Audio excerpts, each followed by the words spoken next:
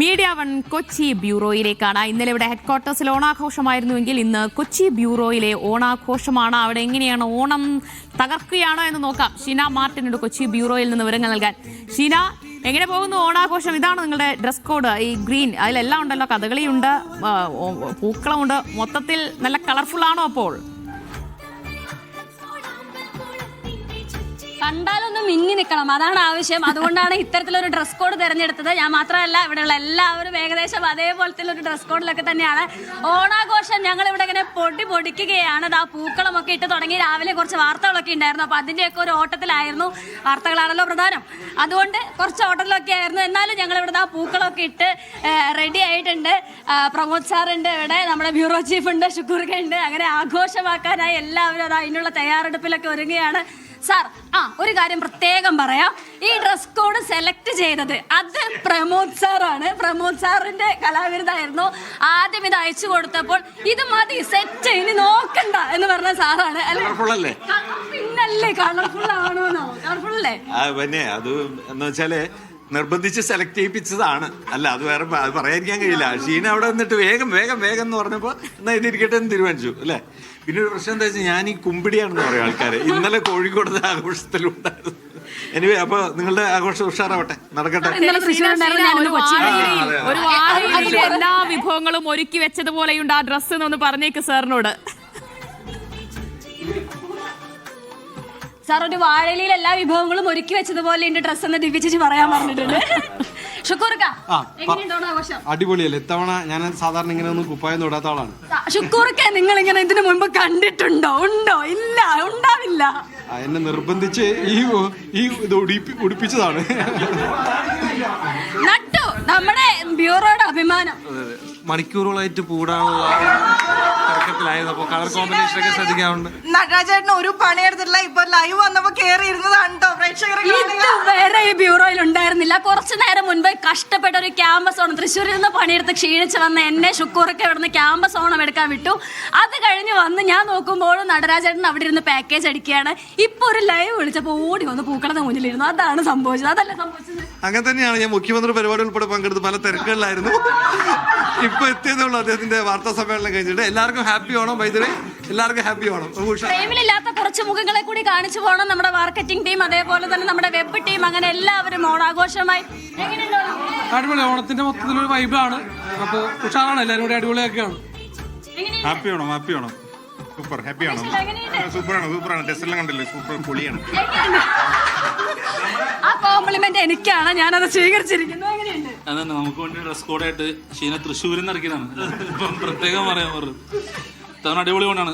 കഴിഞ്ഞ വർഷത്തേക്ക് വെച്ച് നോക്കാൻ നേരത്ത് പുതിയ ഡ്രസ് കോഡ്, പുതിയ ആളുകൾ, മൊത്തത്തിൽ കലാപരിപാടികളൊക്കെ ആയിട്ട് ബ്യൂറോ അടിച്ചു പൊളിക്കുകയാണ്.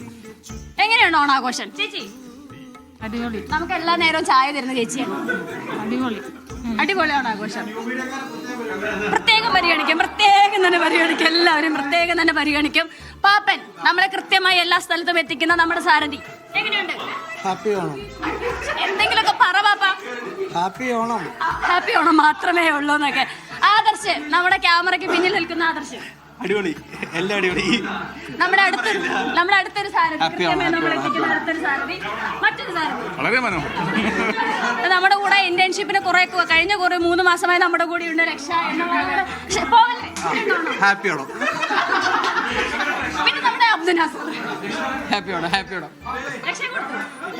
ഇനി നമ്മുടെ എട്ടർ ചേട്ടൻ, വൈശാഖേട്ടൻ.